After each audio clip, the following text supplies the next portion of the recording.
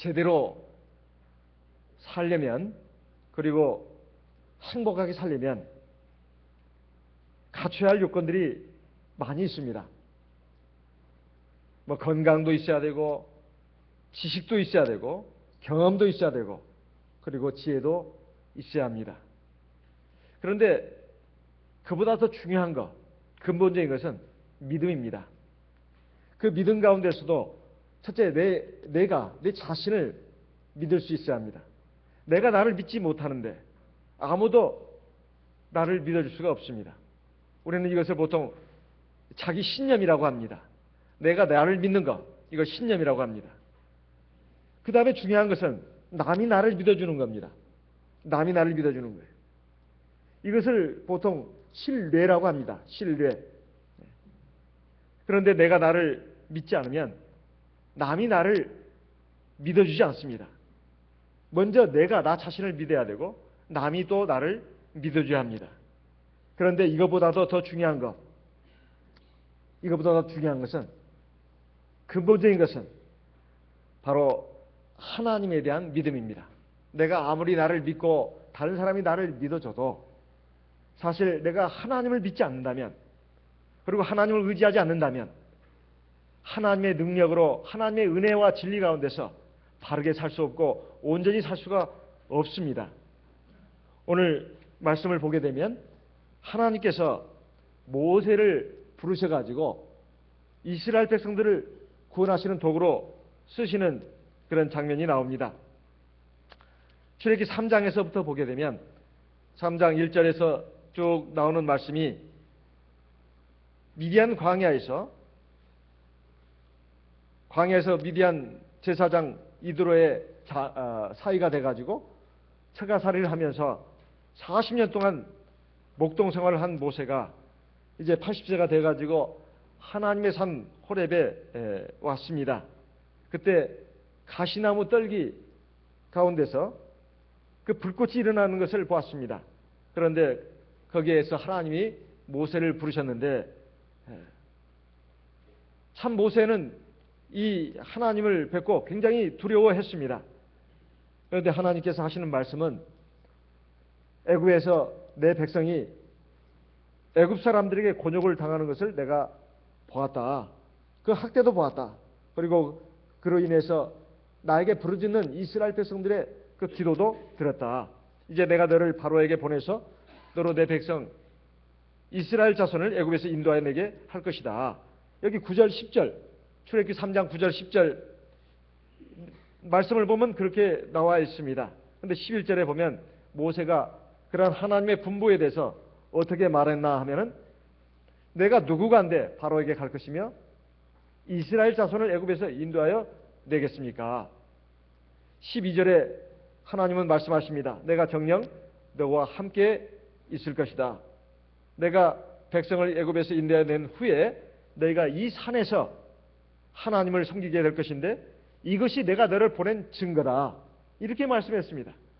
참 아무리 하나님이 가시나무 떨기 불꽃 가운데서 나타나시고 사실 가시나무 떨기가 타지 않고 불이 붙어 있다는 것은 이건 놀라운 기적입니다.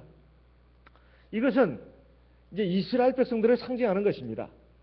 이스라엘 백성들이 지금 애굽에서 당하는 그 고역을 고통당하는 이스라엘 백성들, 가시나무 떨기처럼 삐쩍 말라가지고 아무 열매도 맺을 수 없고 그리고 가장 작고 가시밖에 없는 그런 메마른 그 덤불과 같은 그 나무에 불이 붙었지만 타지 않고 없어지지 않더라는 거예요. 이것은 이스라엘 백성들이 곤욕을 당하고 있는 그런 상황을 묘사하면서 하나님께서 이스라엘 백성들을 지켜주시고 있다는 것을 보여주는 것입니다. 이러한 그 가운데서 하나님이 나타나셔서 이 고통 가운데 있는 이스라엘 백성들을 내가 너를 보내가지고 구원해낼 것이다. 그러나 모세는 내가 누구간데 그 일을 할 수 있습니까? 하나님의 말씀은 내가 너와 함께 할 것이다. 증거? 혹시 너 증거를 요구하느냐? 이제 이스라엘 백성들이 애굽에서 나와서 이 호렙산에 이르게 될 것인데 그래서 여기서 나를 섬기게 될 것인데 그것이 바로 너를 보낸 증거다. 이 확실한 증거도 주시지 않고 하나님께서 모세에게 이렇게만 말씀하시니 모세로서는 참으로 참 감당할 수 없는 하나님의 분부라고 생각을 했습니다. 그래서 출애굽기 4장에 와서 오늘 읽은 말씀을 보게 되면 그러나 그들이 나를 믿지 아니할 것입니다. 여기 그들이라고 하는 것은 이스라엘 백성을 말하는 겁니다. 이스라엘 백성들이 어떻게 나를 믿겠습니까? 그 당시에 내가 애굽 사람을 쳐 죽이고 내 민족을 동족을 구원하는 하나님의 도구가 돼서 내가 일을 하기로 했지만은 이스라엘 백성들을 인정하지 않았습니다. 그리고 나는 이 쫓기는 도망자가 돼가지고 이제 이 광야에 와서 40년을 보내고 이제 80 노인이 됐습니다. 저에게는 이제 지혜도 없고 능력도 없고 현실적인 여건이라고는 아무것도 없습니다. 제가 제 자신의 지금 생애를 꾸려가는 것도 사실 벅차는데 어떻게 200만이나 되는 그 무리들을 갖다가 더군다나 그들은 지금 강력한 군사력을 가지고 있는 대제국 애굽에서 노예 생활을 하고 있는 그런 민족입니다. 그 민족들을 어떻게 강대국 애굽에서 구출해낼 수 있겠습니까? 저에게는 그런 능력이 없습니다. 그런 자격이 없습니다. 이렇게 하면서 모세가 하나님 앞에 사양을 합니다. 사실 이 말은 모세가 겸손해서 한 말도 아니고 현실을 망각하고 한 말도 아닙니다. 이것은 사실 그대로 말한 말입니다. 사실 인간적인 눈으로 봤을 때 모세의 말은 틀린 것이 하나도 없습니다. 현실적으로 보면 또 사람의 눈으로 본다면 이것은 정확한 진단이다 이 말이에요. 이것은 내가 할 일이 아니다 이 말입니다. 저는 너무 늙었고 도망자고 실패자고 그뿐만 아니라 현실적으로 그러한 일을 할 수 있는 능력이 저에게는 없고 그런 여건도 갖추지 못했습니다. 제가 지혜와 능력을 갖고 있고 그리고 많은 군사를 가지고 있다면 또 좋은 무기를 갖고 있다면 그렇게 할 수 있습니다만 저는 그런 것이 없습니다. 그랬을 때 하나님께서 모세에게 어떤 말을 하셨는가? 네 손에 있는 것이 무엇이냐? 이렇게 말씀했습니다. 그랬더니 모세가 지팡이입니다. 사실 당시에 애굽은 막강한 경제력과 군사력을 가진 대제국이었습니다. 오늘날도 마찬가지입니다. 막강한 경제력과 군사력을 가진 나라들이 강대국입니다. 미국을 비롯해서 영국, 프랑스, 러시아, 중국 다 이 경제력과 군사력을 갖춘 나라들 아니겠습니까? 그 둘 중에 하나라도 빠지면 강국이 될 수 없습니다. 그런데 당시 애굽은 그 두 가지를 다 가지고 있었다 이 말이에요. 그런데 어떻게 내가 그것을 할 수 있겠습니까? 이렇게 말한 모세는 사실 겸손이 아니라 사실 그렇다는 것입니다. 이것은 사실 내가 나를 믿을 수 없다는 말이 뿐만 아니라 이스라엘 백성들도 나를 믿지 못한다는 것입니다. 그런데 어떻게 갈 수 있겠냐 이 말이에요. 내가 나를 믿지 못하고 이스라엘 백성도 나를 믿지 못하는데 내가 무슨 힘으로 갈 수 있겠냐 이 말입니다. 그렇지만 하나님은 내가 너와 함께한다. 지금 이 말씀을 하시는 겁니다. 그런데 모세는 제가 지금 이제 40세 같으면 사실은 지혜도 있었고 지식도 있었고 또 애굽의 바로의 공주의 아들이라고 하는 그런 위치에 있었기 때문에 권세도 있었습니다. 하지만 지금 저는 아무것도 없습니다. 더군다나 이제 나이 80이 되고 보니까 그 젊었을 때 총기도 다 사라졌습니다. 건강도 없습니다. 간신히 약만 이렇게 칠 정도지 사실은 어떻게 막 젊은 사람들처럼 왕성하게 일할 수 있는 그 체력도 없습니다. 그리고 이제 그 기억력도 많이 감퇴해가지고 사실 뭘 이렇게 제대로 기억해가지고 뭘 해낼 수 있는 그런 능력이 없습니다. 더군다나 오랫동안 이제 양들을 치다 보니까 말할 수 있는 능력도 사라졌습니다. 말도 굉장히 어눌해졌습니다. 말 못하는 이 양들을 40년 치다 보니까 제가 이제 말할 수 있는 능력도 없어졌습니다. 그런데 어떻게 제가 그 일을 하겠습니까? 사실 사도행전 7장 22절에 보면 스데반의 설교 가운데 이런 말씀이 있습니다. 모세가 애굽 사람의 학수를 다 배워 그 말과 행사가 다 능하더라. 사도행전 7장 22절에 있는 말씀입니다. 모세가 애굽 사람의 학수를 다 배워 그 말과 행사가 능하더라. 그러니까 일처리 능력도 아주 뛰어났고 말도 굉장히 잘했다는 말입니다. 그런데 그것도 40세 무렵의 일이지 지금 80 노인 돼 가지고 그런 능력은 없다는 것입니다. 심지어 말의 능력도 없다는 거예요. 이런 모세가 이렇게 말했을 때 하나님은 네 손에 가진 게 뭐냐? 지팡이입니다. 지팡이입니다. 그러면서 그 지팡이를 가지고 던져보라고 했습니다. 땅에 던져봐라. 그랬더니 이게 뱀이 되는 겁니다. 뱀이 되는 거예요. 그러니까 모세가 이제 그 뱀 앞에서 무서워서 피했습니다. 그러니까 하나님께서 모세에게 또 말씀하시기를 네 손을 내밀어서 그 꼬리를 잡아봐라. 이렇게 말씀했습니다. 그랬더니 그 뱀이 다시 지팡이가 된 겁니다. 이건 뭘 말하는 것일까요? 사실 내가 가진 능력이 별거 없더라도 아무것도 아니더라도 사실 그거 가지고 내가 세상을 사는 것도 아니고 또 세상에 실패가 되는 것도 아니라는 겁니다. 내가 하나님 말씀에 의거해서 그것을 던지면 뱀도 되는 것입니다. 그리고 그 뱀이 된 그것을 갖다가 사실은 보통 뱀을 잡을 때 보면 머리를 잡는다고 합니다. 그 목을 잡거나 머리를 잡는다고 그래요. 꼬리를 잡으면 어떻게 되냐면 그냥 독사가 바로 그냥 물어서 그 사람을 해친다는 것입니다.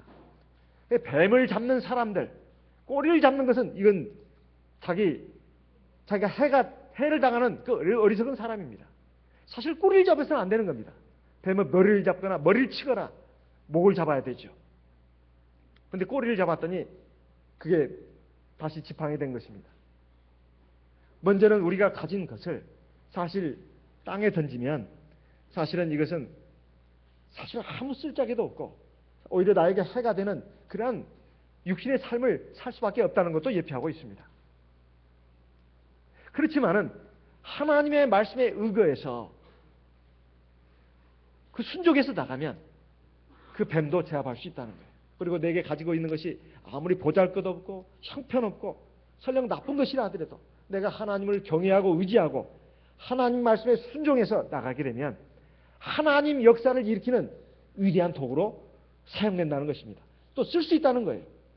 이것을 가르쳐주는 표적입니다. 그리고 또한 사실 이것은 지금 하나님의 백성 이스라엘이 바로의 앞자에 있습니다. 그 뱀은 사탄을 상징하는 것이고 그러니까 악의 세력을 상징하는 것입니다. 우리가 이 세상에서 살 때 악의 영들이 이 세상을 지배하고 있고 그리고 역사하고 있습니다. 이 악의 영들과의 싸움에서 우리가 승리하려면 어떻게 해야 되는가? 바로 하나님을 믿고 하나님 말씀에 순종해서 나가면 됩니다. 그러면 뱀을 제압할 수가 있어요. 마가복음 16장 17절 18절에 보면 예수님께서 믿는 자들에게 따르는 표적에 대해서 말씀하고 있습니다. 거기에 보게 되면 저희가 내 이름으로 귀신을 쫓아내며 새 방언을 말하며 뱀을 집으며 무슨 독을 마실지라도 해를 받지 아니하며 병든 사람에게 손을 얹은즉 나으리라. 이렇게 말씀하고 있는데 믿는 자에게 따르는 표적 가운데 뱀을 집는다는 말이 있습니다. 뱀을 집는다는 말이 있어요. 사실은 이것은 실제로 독사를 잡으면 손으로 잡으면 죽는가 그것이 아니라 영적인 비유다. 우리가 원수 마귀를 제압할 수 있다. 이렇게 보통 말씀들을 많이 하십니다. 그렇지만 두 가지 뜻이 다 있습니다. 두 가지 뜻이 다 있어요. 그래서 예전에 양요한 목자님 그리고 대만의 많은 그리고 목자님들이 그렇게 말씀하셨습니다.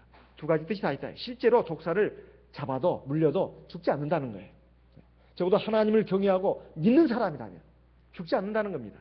그래서 대만의 산지에서 사실 그런 일들이 적잖이 있었는데 우리 어떤 믿음의 가정에 이제 자녀들이 어린 자녀들이 있었습니다.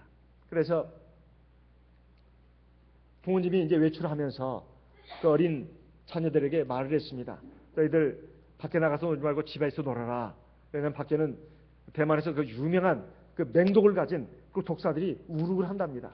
그래서 집에 밖에 나가지 말고 집 안에서 있어라. 그랬는데 이 아이들이 집 안에 있다 보니까 너무 심심했어요. 그래서 밖으로 나갔습니다. 그러다가 그 두 형제 가운데 한 아이가 그만 독사에 물렸습니다. 그런데 보니까 그 형이 보니까 대만에서도 유명한 그 맹독을 가진 그 물리면 바로 즉사하는 그 방울뱀이었다는 거예요.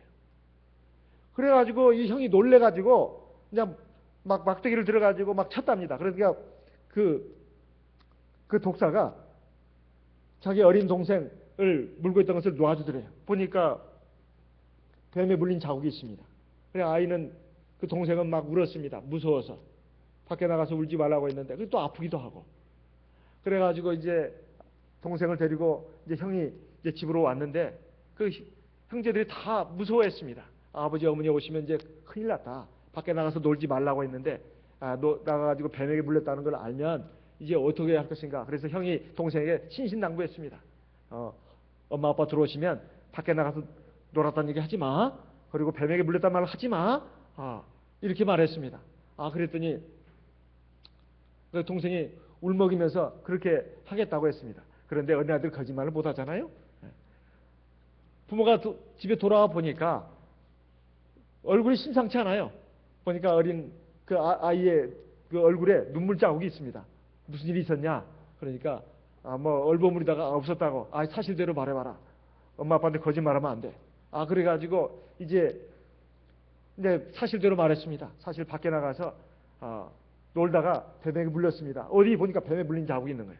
그리고 거기 어디냐? 가서 보니까 뱀이 큰 독사뱀이 죽어 있는데 대만에서도 아주 유명한 그 독을 가진 그런 뱀이라고 합니다. 근데 그 뱀에 물리면 사실 얼마 안 돼서 즉사를 한다는 거예요. 그런데 그 뱀이 죽어 있더라는 것입니다. 그리고 자기 아이는 뱀에 물린 자국은 있는데 멀쩡하더라는 거예요. 하나님 지켜주신 것입니다. 그래서 실제로 그러한 일들이 있어도 사실 하나님을 믿고 의지하면 하나님이 살려주신다는 것이죠. 하지만 그것만 뜻이 있는 것이 아닙니다. 영적인 뜻도 있다는 거예요. 우리가 원수 마귀를 제압하고 물리칠 수 있는 그런 힘이 우리에게 있다는 것입니다. 그래서 제가 어느 교회에 심호할 때 우리 교회 어떤 성도가 이제 전세를 살고 있는데 주인집에서 나가라고 해가지고 집을 옮겼습니다. 그래가지고 이제 다른 데로 이사를 갔습니다. 그런데 우리 자매님이 밤마다 그 귀신을 본다는 거예요. 그 집에서. 그리고 그 딸이 둘이가 있는데 하나는 고등학교 다니고 하나는 중학교 다니는 두 딸이 있습니다.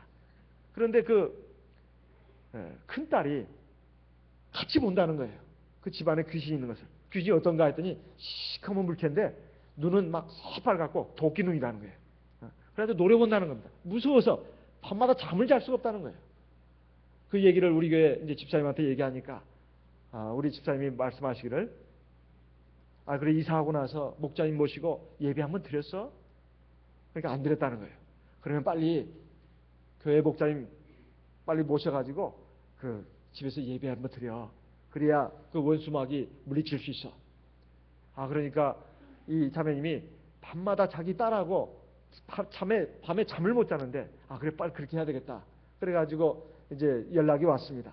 그래서 제가 그 얘기를 듣고 이제 집사님과 우리 또 구역장님들 몇 분들하고 해서 갔습니다. 가가지고 그 자매님 이제 방에 앉혀놓고 같이 삥 둘러 앉아가지고 하나님 앞에 예배를 드렸습니다. 하나님이야말로 이 온 세상을 지배하신 분이다. 보이는 것과 보이지 않는 것들 모든 것을 다 다스리시는 그 권능을 가지신 분이다. 원수 마귀는 아무것도 아니다. 이런 말씀을 이제 들어가지고 하나님 말씀을 증거하면서 같이 성령으로 기도를 했습니다. 어떻게 됐을까요?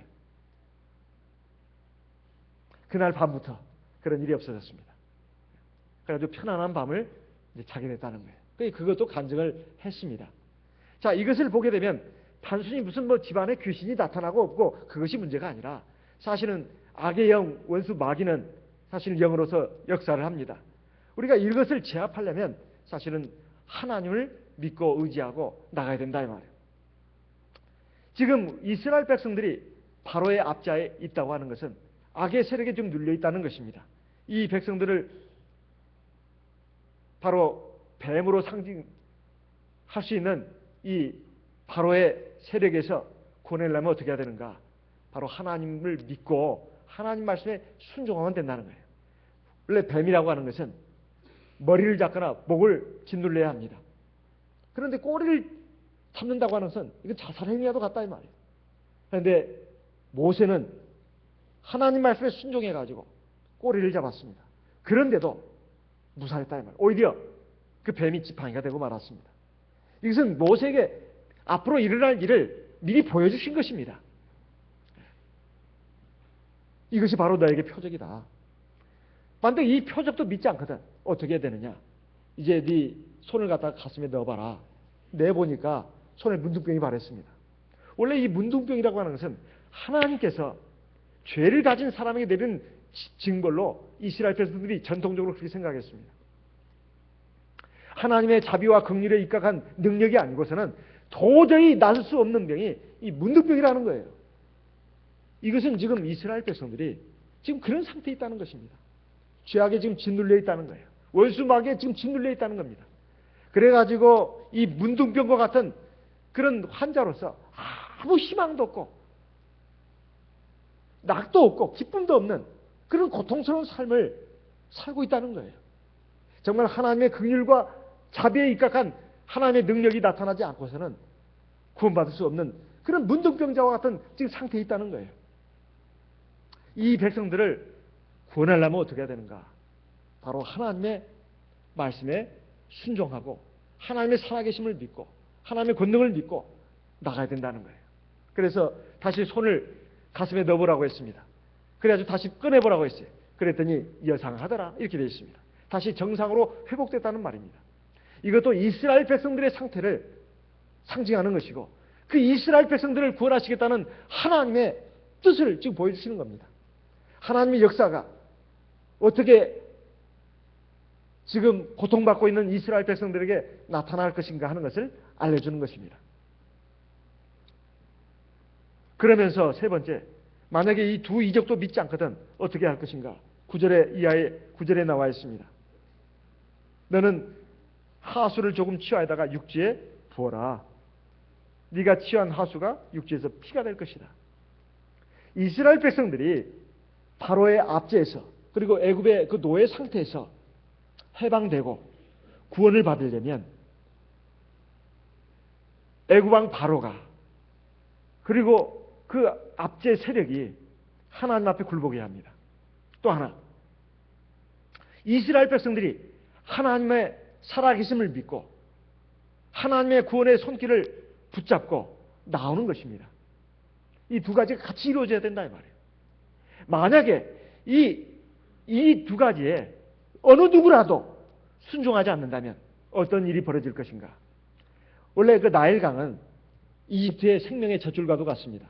그래서 고대 애굽인들은 이 나일강을 신으로 숭상하기도 했습니다. 원래 다신교를 믿는 애굽 사람들은 그들이 숭배하는 신들이 많았는데 나일강도 그 신 중에 하나였습니다. 그 신으로 섬기는 그 애굽 사람들 하나님께서 치시겠다는 거예요. 바로 애굽의 강물을 취해다가 땅에 쏟으라 그러면 피가 된다고 하는 것은 죽음을 상징하는 것입니다. 하나님이 이렇게 죽이시겠다는 거예요. 이제 하나님께서 진노하셔가지고 멸망시키겠다는 것을 경고하시는 것입니다. 그래서 이스라엘 백성도 마찬가지예요.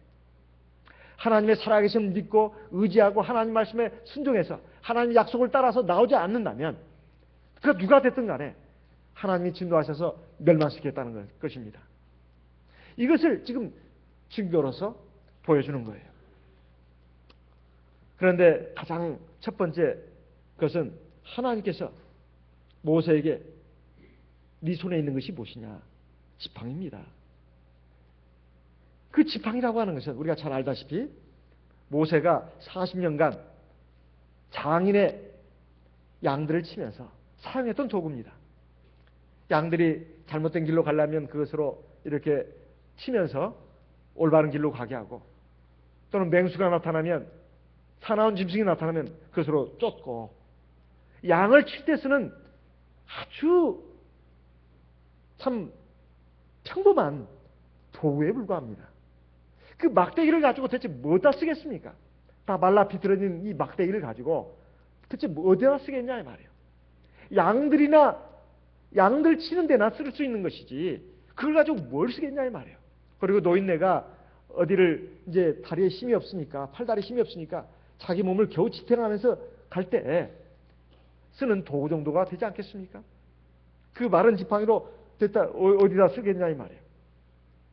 그런데 바로 하나님은 이 지팡이를 하나님의 역사를 일으키는 도구로 쓰셨다 이 말입니다.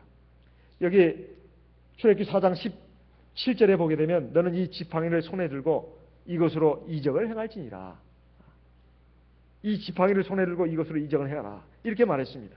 20절에 보면 모세가 그 아내와 아들들을 나귀에 태우고 애굽으로 돌아가는데 하나님의 지팡이를 손에 잡았더라. 자, 여기에 말씀을 통해서 우리가 알 수 있는 것이 한낱 보잘것없는 그 지팡이가 하나님께서 말씀하십니다. 너는 이 지팡이를 잡고 이적을 행해라. 그리고 모세가 결국은 하나님의 말씀에 순종해서 자기 아내와 아이들을 데리고 이제 애굽으로 들어가는데 그 손에 쥐어진 지팡이는 하나님의 지팡이라고 말씀하고 있어요. 어떻게 이렇게 불과 얼마간 사이에 이런 일이 벌어집니까? 우리도 마찬가지입니다. 사실 내가 가지고 있는 거, 이건 전부 다 하나님이 주신 것입니다. 설령 모세가 40년 동안 지팡이를 가지고 양을 쳤다 하더라도 이것도 하나님이 주신 것이다 이 말이에요. 하나님이 뜻이 있어가지고 내게 주시고 준비시켜 주신 것입니다. 사람들은 흔히 말합니다. 저는 가방끈이 짧습니다. 학교도 별로 공부도 많이 못했습니다. 그리고 저는 머리도 별로 좋지 않습니다. 가진 재주도 별로 없습니다. 그리고 현실적으로 돈도 별로 없습니다. 정말 저는 가난한 사람이고 못난 사람입니다. 그리고 부족한 사람입니다. 그렇지만 잘 생각해 보십시오. 내가 아무것도 가지고 있지 않는데 지금까지 세상을 살아왔겠습니까? 사실 하나님이 나에게 사람마다 다 분량은 다 다르더라도 다 세상을 살 수 있는 그런 능력을 주셨습니다. 근데 나는 생각할 때 나보다 능력 많은 사람, 더 잘난 사람, 또 똑똑한 사람 비교해 봤을 때 항상 비교해서 말하는 겁니다. 저는 사실 가진 것이 없습니다. 왜 없습니까? 있지요. 다만 그렇게 대단한 것이 아닐 뿐입니다. 하지만 대단한 것이 아니라 하더라도 하나님이 다 주신 것입니다. 그리고 지금까지 내가 살아오면서 쌓은 경험, 지혜, 지식, 상식, 이것도 다 하나님이 주신 것입니다. 그리고 현재 지금 내가 누리고 있는 삶의 여건들, 그것이 아무리 세상 사람이 봤을 때는 또 내가 봐도 별것이 없는 것이라 하더라도 하나님이 주신 것이다 이 말이에요. 그런데 이것을 하나님이 주신 것으로 알고 믿고 받아들이는 사람, 그리고 그것을 하나님 앞에 내놓을 수 있는 사람, 바로 거기에 하나님의 역사가 일어나는 것입니다. 사실 지팡이는 아무것도 아닙니다. 그런데 하나님이 그걸 던지라고 하니까 뱀이 되는 놀라운 역사가 일어났습니다.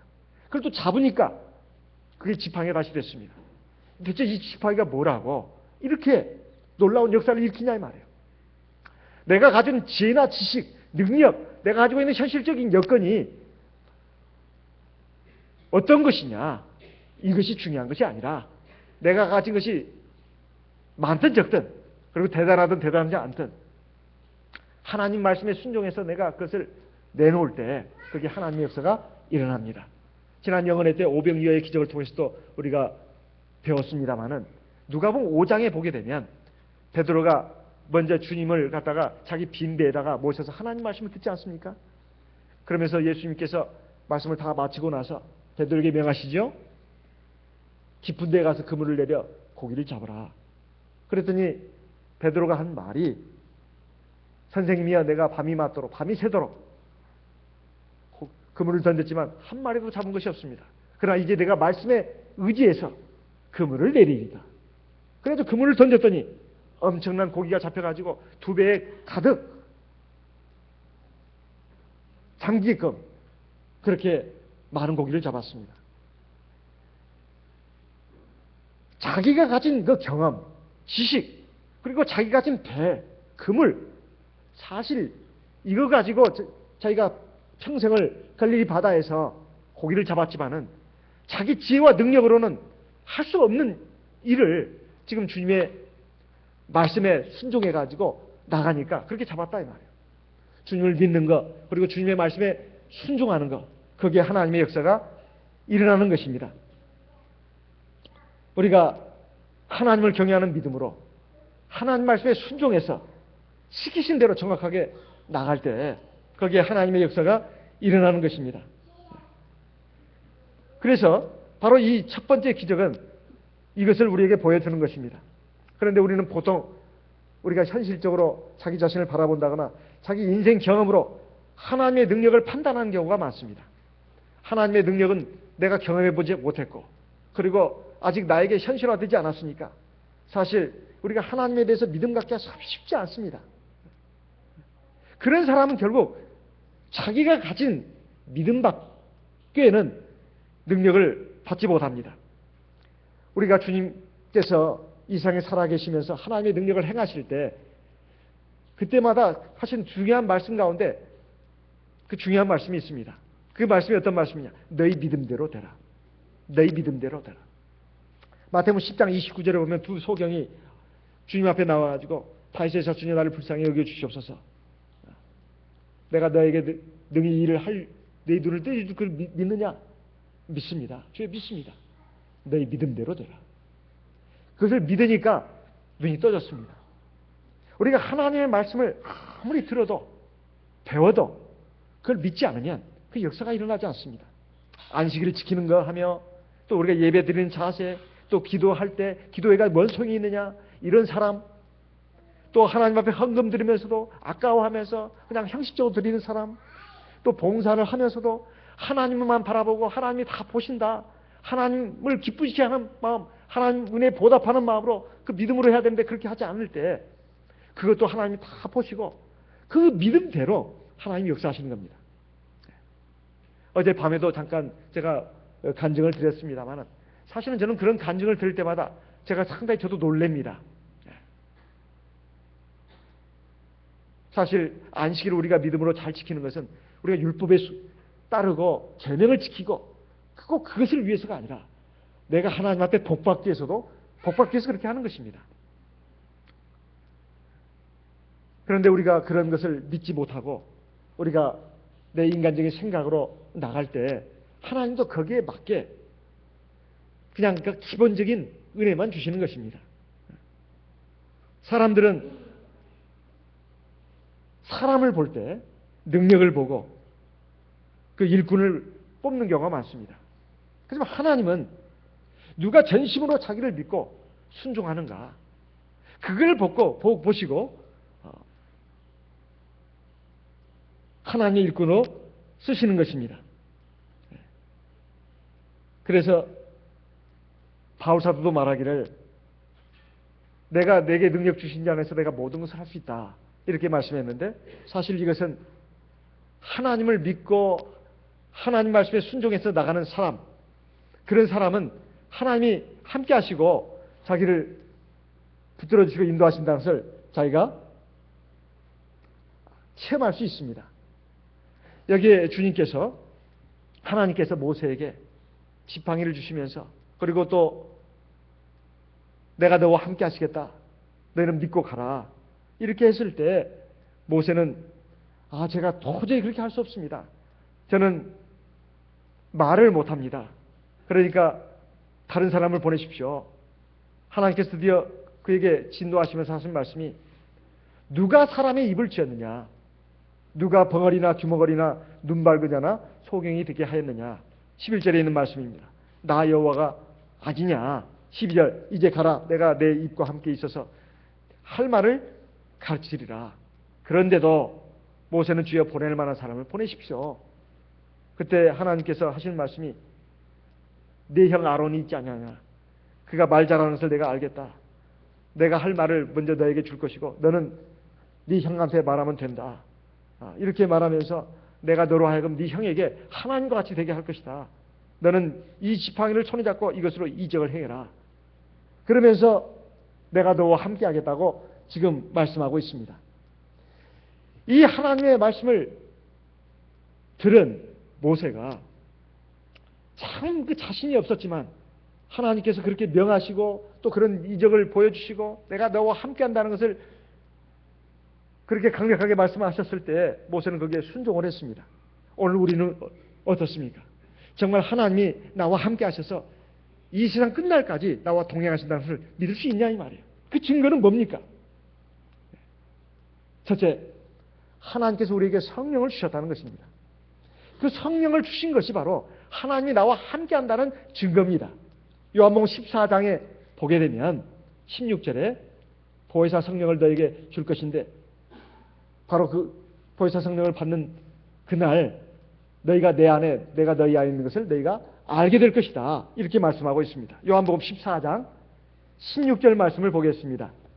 요한복음 14장 16절 내가 아버지께 구하겠으니 그가 또 다른 보혜사를 너희에게 주사 영원토록 너희와 함께 있게 하시리니 18절 내가 너희를 고아와 같이 버려두지 아니하고 너희에게로 오리라. 20절 같이 읽어보겠습니다. 그날에는 내가 아버지 안에 너희가 내 안에 내가 너희 안에 있는 것을 너희가 알리라. 성령을 우리에게 주시게 되면 우리가 성령을 받게 되면 하나님 아버지가 즉 주 예수 그리스도가 내 안에 있고 내가 주 예수 안에 있는 것을 우리가 알게 된다는 거예요. 그런데 우리가 그걸 알지 못하면서 살아가는 경우가 대부분이지 않습니까? 정말 주님이 나와 함께 하시는가? 주님이 나를 권능과 사랑으로 붙들어 주시고 보살펴 주시고 인도해 주시는가? 내 현실의 삶을 보면 그렇지 않은데 내 현실의 삶은 너무나 힘들고 어렵고 괴롭고 아직 해결되지 않은 문제들이 너무 많이 있는데 어떻게 하나님이 나와 함께 한다고 믿을 수 있는가? 그래서 이런 문제가 상당히 중요한 문제이기 때문에 고린도후서 13장에서 바울 사도가 믿음에 대해서 말할 때 이렇게 말을 했습니다. 고린도후서 13장을 보겠습니다. 고린도후서 13장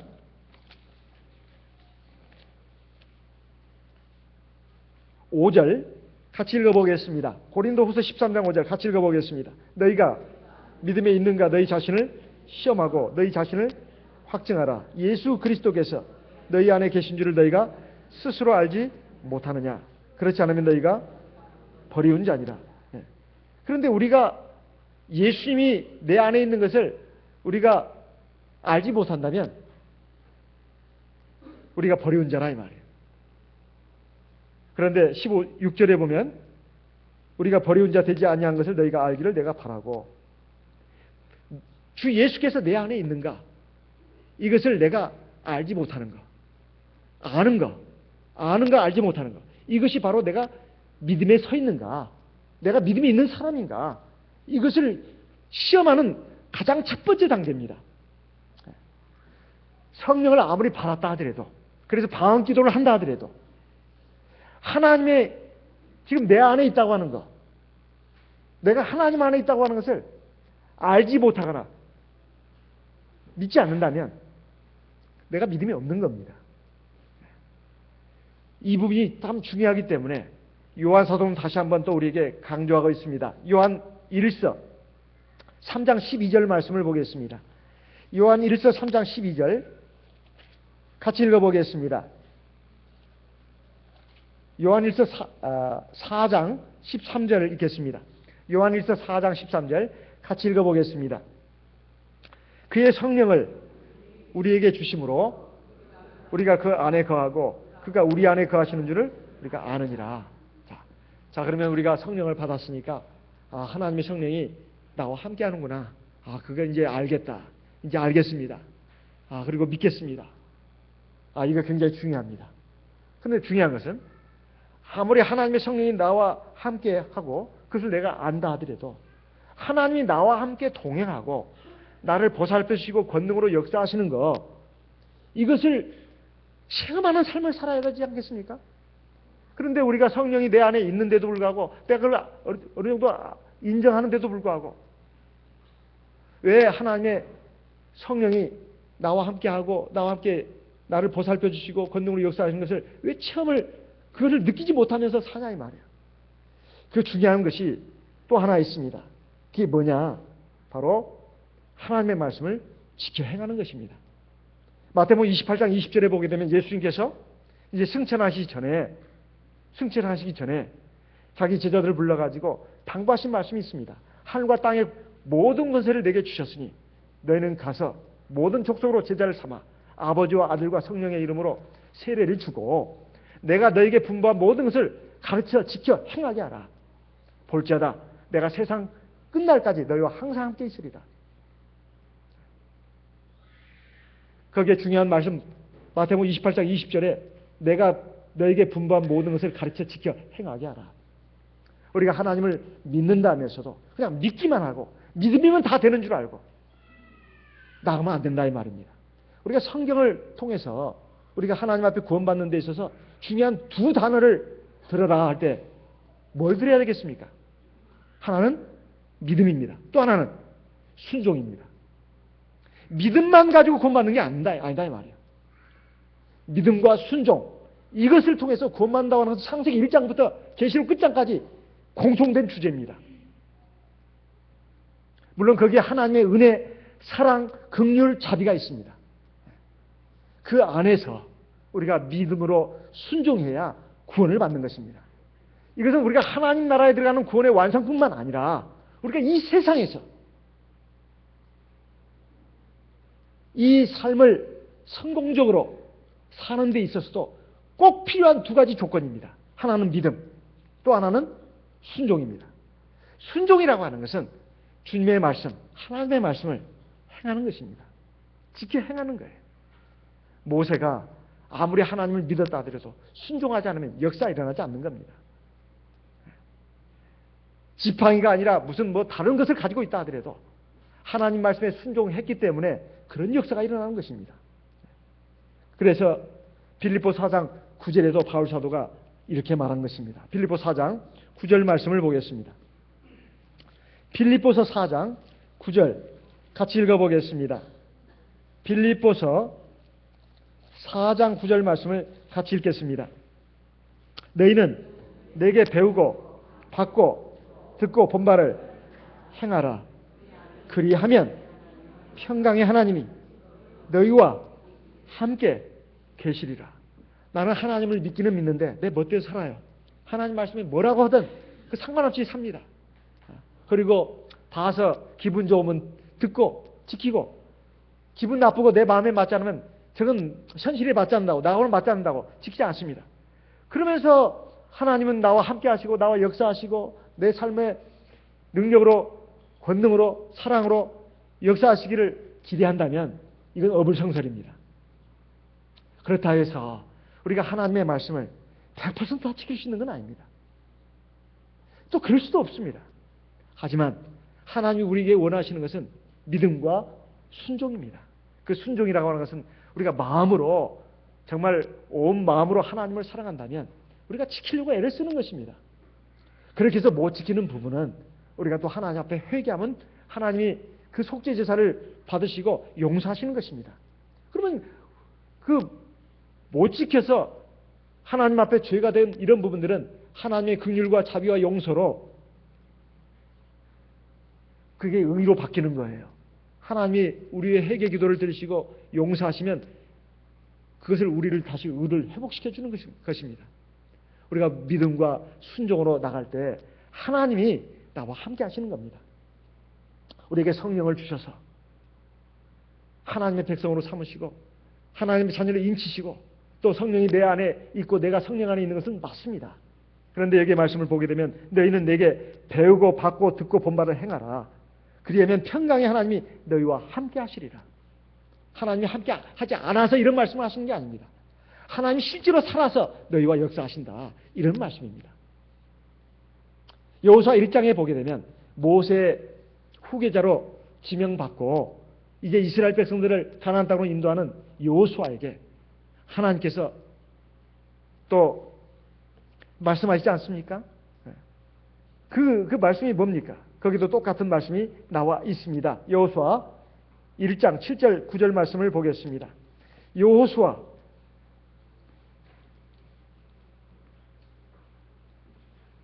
1장 7절에서 9절까지 말씀을 보겠습니다. 오직 너는 마음을 강하게 하고 극히 담대히 하여 나의 종 모세가 네게 명한 율법을 다 지켜 행하고 좌로나 우로나 치우치지 말라. 그리하면 어디로 가든지 형통하리니 8절 이 율법책을 네 입에서 떠나지 말게 하며 주야로 그것을 묵상하여 그 가운데 기록된 대로 다 지켜 행하라. 그리하면 내 길이 평탄하게 될 것이라. 네가 형통하리라. 9절 같이 읽겠습니다. 내가 네게 명한 것이 아니냐. 마음을 강하게 하고 담대히 하라. 두려워 말며 놀라지 말라. 네가 어디로 가든지 네 하나님 여호와가 너와 함께 하느니라. 이 말씀도 잘 읽어보시면 알 수 있습니다. 첫째는 하나님에 대한 믿음을 가지라는 것입니다. 모세와 함께 했던 것처럼 나도 너와 함께 한다. 믿음만 가지고 그냥 가라. 이게 아닙니다. 내가 너에게 분부한 모든 말씀, 율법에 기록된 모든 말씀을 너는 지켜 행해라. 그러면 네 길이 형통해질 것이다. 형통하게 된다는 말은 내가 너와 함께 한다는 말입니다. 우리가 세상을 사는 데 있어서 고려해야 할 것이 두 가지입니다. 내가 지금 이 가는 길이 맞나? 내가 또 이게 뭘 시도하려는 이 일이 과연 성공할 것인가? 첫째, 하나님이 나와 함께하느냐 안 하느냐. 이게 중요한 겁니다. 내가 가진 지혜와 능력이 얼마나 되는가? 누가 나를 얼마나 도와줄 것인가? 누가 나에게 좀 덕을 끼칠 것인가? 그리고 얼마나 재수가 좋을 것인가? 이것이 아닙니다. 하나님이 나와 함께하느냐 하지 않느냐? 이것입니다. 두 번째, 이게 과연 하나님의 말씀과 뜻에 맞는가? 이것입니다. 내가 정말 하나님의 말씀을 믿고 하나님의 말씀 안에서 내가 지금 이것을 하는가? 내가 그렇게 살고 있는가? 이것이 내 삶의 상태를 가름하는 두 가지 중요한 그 기둥입니다. 하나님이 나와 함께 하시는가, 그러지 않는가? 또 하나, 내가 하나님의 말씀대로 살고 있는가? 이것입니다.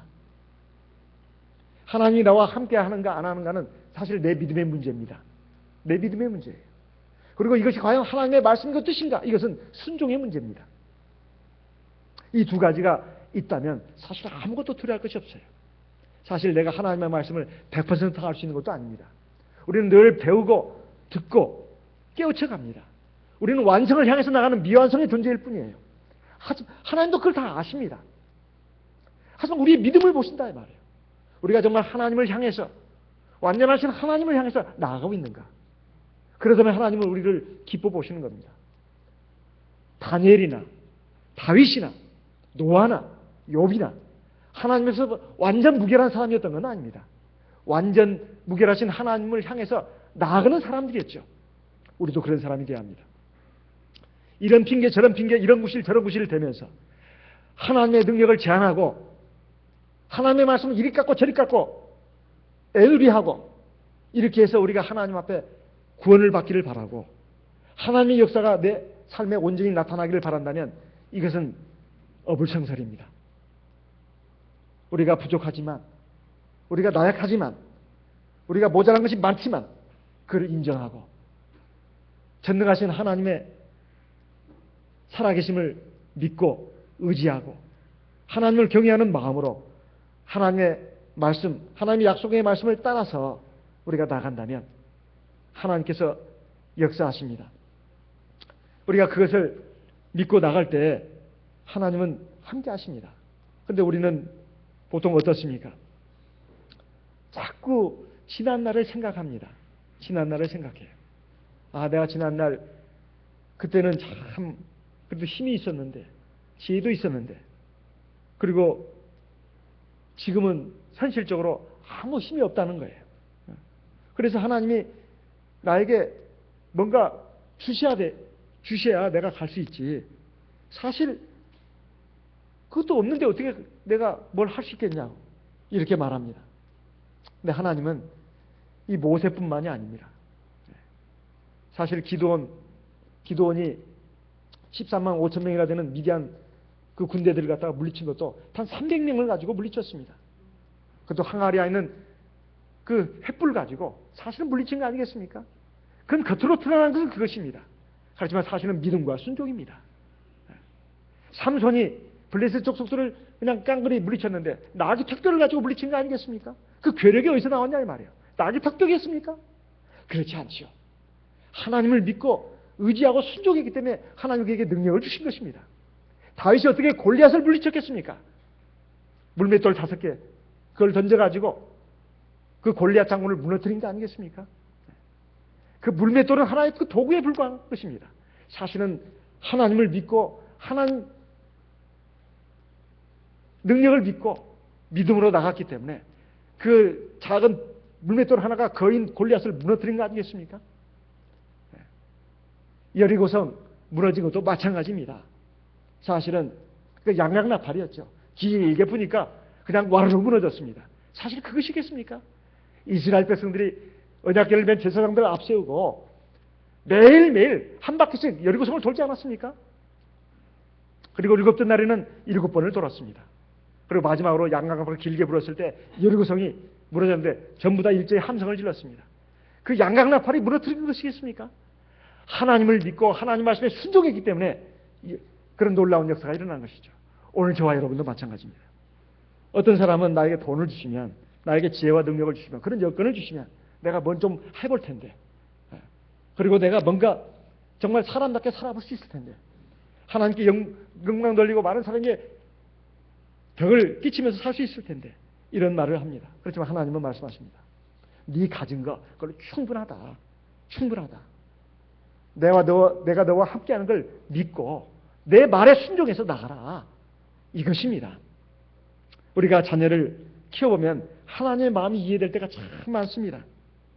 자, 아버지야 어디 가서 두부 한번 사와라. 제가 어렸을 때 그런 신문도 해봤습니다. 콩나물 좀 사와라. 그러면 이제 그 아이가 이럽니다. 저에게 심부름값 주면 가지요. 그럼 어떻습니까? 그 아이한테, 자녀한테 심부름 시키고 싶겠습니까? 심부름 좀 해라. 그러면 기쁜 마음으로, 즐거운 마음으로, 네, 갔다 오겠습니다. 갔다 오잖아요. 그럼 그것은 돈 있잖아요. 그건 주는 것입니다. 우리가 하나님 앞에서도 마찬가지입니다. 뭐가 현실적으로 주어져야 내가 뭘 하겠다. 그것이 아니라 내가 하나님의 나와 함께 하심을 믿고 산다면 현재 내 삶의 여건을 놓고 교만한 마음을 품을 수도 없고 또 열등감 가지거나 패배감 가지거나 낙담하거나 좌절감에 빠져있거나 불안해할 이유도 없습니다. 사실 예수님은 가난한 목수의 아들로 오셨습니다. 아무것도 가진 것이 없었고 머리 둘 것도 없었다고 했어요. 여우도 굴이 있고 공중에 나는 새도 둥지를 틀 때가 있는데 거처가 있는 보금자리가 있는데 인자는 머리 둘 것이 없다고 했어요. 그래서 우리에게 또 본을 보이신 것입니다. 우리가 세상에 나올 때 아무것도 가지고 오지 않았습니다. 세상을 떠나도 아무것도 가져가지 못합니다. 100년도 못 사는 인생을 살면서 우리는 왜 이렇게 걱정도 많고 불안하고 두려워한단 말입니까? 이 삶의 무게에 짓눌려가지고 우리는 허덕이고 한숨 쉬고 눈물을 흘릴 때가 참 많습니다. 그렇지만은 꼭 기억해야 합니다. 우리가 정말 전능하신 하나님, 천지만물을 만드시고 주관하시고 또 우리를 이 세상에 내보내신 하나님께서 우리를 굶어 죽이시겠습니까? 하나님의 뜻이 아니면 절대로 내가 죽지 않습니다. 하나님이 자기 백성들을 이 세상 한평생 사는 동안에 먹을 것도 주시고 입을 것도 주시고 우리의 쓸 것을 그 소용대로 주시지 않겠냐 이 말이에요. 우리는 먼저 하나님의 나라와 의를 구해야 된다고 주님께서 말씀하셨습니다. 그러면 이 모든 것을 너에게 더하신다고 되어 있어요. 하나님의 나라라고 하는 것은 하나님이 왕이 돼서 다스리는 나라입니다. 하나님이 내 삶의 주권자가 돼서 왕이 돼서 다스리는 나라가 되도록 우리가 정말 하나님을 왕으로 모시고 있습니까? 그리고 왕의 명령에 순종하고 있습니까? 그리고 하나님이 기뻐하시는 의를 우리가 행하고 있습니까? 믿음으로 살아야 되고 하나님 말씀에 순종해서 사는 것이 바로 하나님 기뻐하시는 의입니다. 그런데 우리가 그렇게 살고 있냐 이 말이에요. 그렇게 살 때 하나님의 역사가 있습니다. 그리고 우리가 항상 우리 삶에 대해서 참 감사해야 되겠습니다. 감사해야 되겠어요. 내게 주어진 이 현실이 부족하다고 생각할 것이 아니라 충분하다고 생각하면 됩니다. 충분하다. 그리고 거기에 감사할 수 있어야 합니다. 문제는 하나님이 함께하느냐 함께하지 않느냐에 있다고 했습니다. 내가 가진 것이 아무리 많아도 하나님이 함께하지 않으면 그에게는 그 삶은 고통일 뿐입니다. 하나님이 그 사람을 고통 주려면 방법은 많이 있어요. 자, 세상에서 성공도 했습니다. 돈도 많습니다. 그리고 누가 봐도 부러운 위치에 있습니다. 근데 그 삶을 하나님이 망가뜨리려면 방법은 얼마든지 있어요. 없을 것 같습니까? 인생은 촘촘한 그물망으로 짜여 있어요. 그 하나라도 그 올이 빠져버리면 성공적인 인생의 그물이 아닙니다. 하나님은 전지전능하신 하나님이다 이 말이에요. 그래서 내가 지금 가지고 있고 누리고 있는 거 다 하나님이 주신 것이고, 그리고 하나님이 나와 함께하는 거, 이거 참 감사하다. 부자도 가난한 사람도 하루 3끼 먹습니다. 물론 2끼 먹는 사람도 있고 1끼 먹는 사람도 있지만 그건 건강을 위해서 그렇게 하는 것이지, 다이어트 때문에 그렇게 하는 것이지, 지금 없어서 그렇게 먹는 건 아니지 않습니까? 우리가 이 옷을 입는다 해봐야 사실 몇 번 안 입습니다. 옷장에만 그냥 진열되어 있을 뿐이죠. 저의 책장에도 보면 책들이 이렇게 쭉 있는데 저걸 어떻게 다 처분하나, 좀 그런 생각을 하고 있습니다. 저게 폼으로만 다 지금 있다. 저걸 한 번씩 보고 저걸 몇 번씩 봐야 되는데 그냥 한 번 눈길만 스쳐간 책도 있고 그냥 아직도 떠들어보지 못한 책들도 많이 있습니다. 시간은 한정돼 있어요. 모든 게 다 그렇습니다. 그러면서 내가 지금 누리고 있는 삶의 모든 이런 것들을 다 하나님의 선물로 생각하고 감사할 수 있어야 합니다. 하나님이 나와 함께 하신다면 내 인생은 참으로 행복한 것이고 하나님의 구원을 역사를 이루는데 내가 도구로 쓰임 받는 데까지 나갈 수 있다는 것입니다. 그러면서 누군가도 이런 말을 했습니다. 누가 어디에서 무엇을 먹든 간에 현재 먹고 있는 음식이 중요하다. 그래서 짜장면을 먹으면서 갈비찜을 먹고 싶어하는 것, 짜장면을 먹으면서 짬뽕을 생각하는 것, 이것은 짜장면에 대한 예의가 아니라는 것입니다. 막걸리를 먹으면서 와인 향을 그리워하지 마라, 이런 말도 있습니다. 우리는 술 먹지 않은 하나님의 백성들이니까 술 얘기하기가 참 무한합니다. 혹시 몰래 술을 드시는 분들은 금방 직감할 겁니다. 막걸리는 막걸리들의 고유한 맛이 있고 와인은 와인대로의 특이한 향취가 있다는 겁니다. 오늘 내가 어떤 음식을 먹고 있으면서 먹지 않고 있는 내일의 음식을 더 먹고 싶어 하는 그 마음 때문에 지금 내가 충분한 그 행복을 누리지 못하고 있다 이 말이에요. 그리고 지금 먹고 있는 음식의 그 맛과 가치를 잃어버리게 되는 것입니다. 심지어는 삼계탕을 먹으면서 그 경복궁 근처에 그 토속천 그 삼계탕이 참 맛있는데, 그러면 지금 먹고 있는 삼계탕 옆에 먹고 있는 사람들 다 맛을 잃어버리게 됩니다. 안 되는 것이죠. 지금 먹고 있는 이 음식이 참 맛있는 음식이다. 감사하다. 지금 내게 남편, 내 아내, 내 부모, 내 자식들 다 하나님이 주신 선물이다. 이렇게 생각하고 내가 사랑하고 나갈 때 하나님께서 거기에 함께 하시는 겁니다. 내가 가진 것을 자꾸 인간적인 안목으로, 세상적인 안목으로 평가하고 판단해서는 안 됩니다. 하나님을 누가 경외하고 하나님의 인도하심, 섭리하심을 믿고 의지하면서 나가는가, 그 사람을 기뻐하십니다. 그리고 전심으로 주님을 바라보면서 주님을 의지하면서 주님의 약속의 말씀을 믿고 순종해서 나가는 사람, 그와 권능으로 함께 하신다 이 말씀입니다. 그러한 역사가 오늘 이 시간 이후부터 하나님 나라에 가는 그날까지 왕성하게 일어나서 하나님께 영광 돌리기를 예수님의 이름으로 기원하는 바입니다.